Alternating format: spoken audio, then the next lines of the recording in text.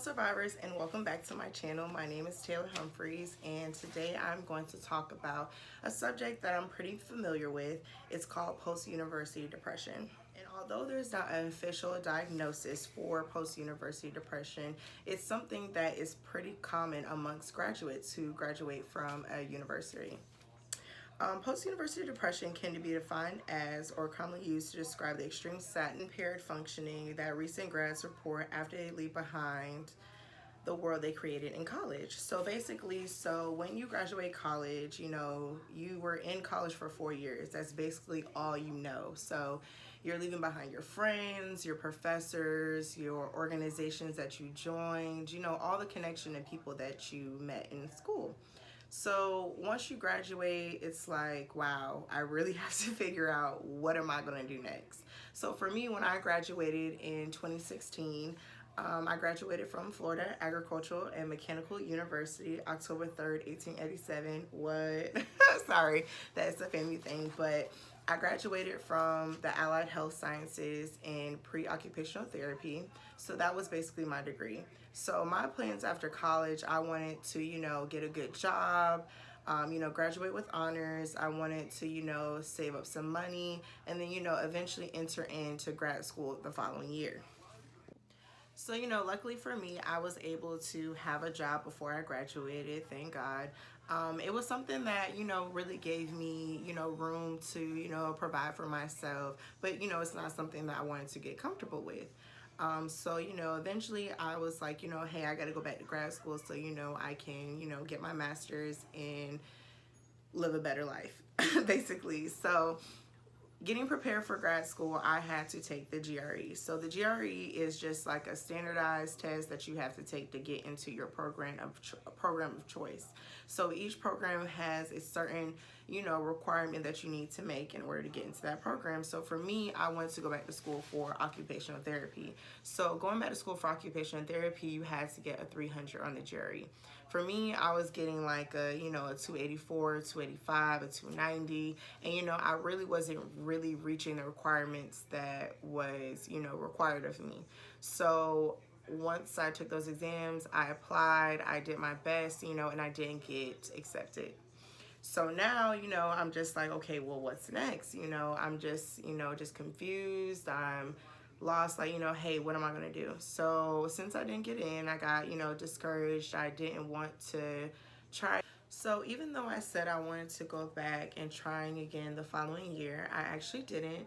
So I decided to just sit out for a while, or I just didn't really give myself a time. I just, was like, hey, I'm just gonna, save some money, and just try again whenever I'm ready. So during this point in my life, I was lost, confused, angry, depressed.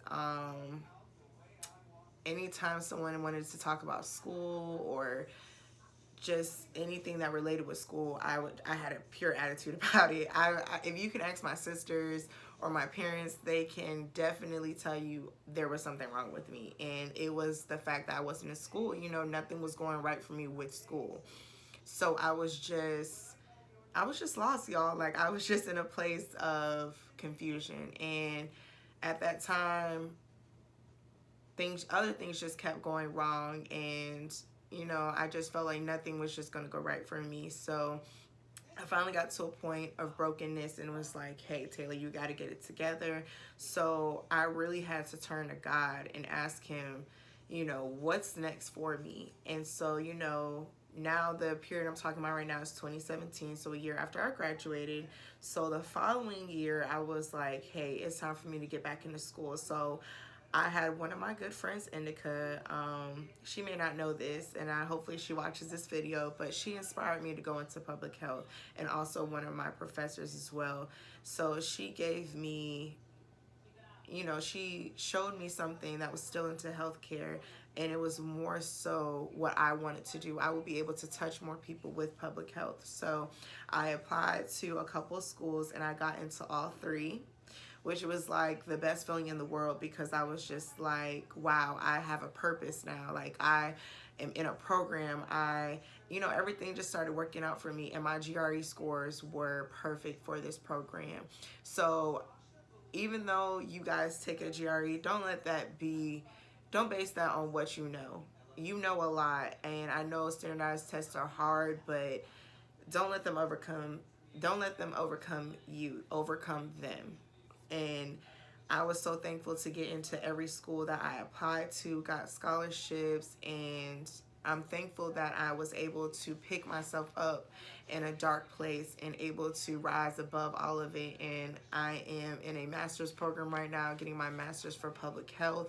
And if it wasn't for God and my family, I would not be able to be where I am today, and to be able to share my testimony about post-university depression, because it was real for me. I was very lost. I was very angry because I didn't know where I was going to go. Like, I'm leaving the world behind of my friends, everything I know. Like, I was in a comfort spot. I was in my comfort zone in college. And then now that I got pushed out into the real world, it was like, wow, like, what is next? Like, what am I going to do? And when you graduate, you really do have to have a plan. You really do have to, know what you want to do. And it's okay if you don't, you'll be able to figure it out, but don't get stuck there. Keep pushing, keep going no matter what. And I know there will be sometimes in your season where you feel as though there is no way out, but there is a way out. Is you literally need to sit there and just talk to God, or if you meditate or whatever you need to do, but you need to sit there and examine yourself and to figure out what is going wrong and where can I make it right. And I just want to share some Bible verses that really kept me together. Revelations 21:4, Psalms 43:5, Matthew 11:28, Romans 12:12, and my favorite, I will share this one, Jeremiah 29:11. For I know the plans I have for you, says the Lord. Plans to give you peace, plans to give you joy, and it may not seem like you're going to make it out tomorrow or next week, but just keep holding on. If you're about to graduate, I do suggest that you start making a plan of, hey, what am I going to do next? So you just don't have to go through this season. But if you do go through this season, it is going to be okay. Trust me, there was somebody in your same position and they're not there anymore. So there is an end for you for this season, and I hope that you make it out, which you will.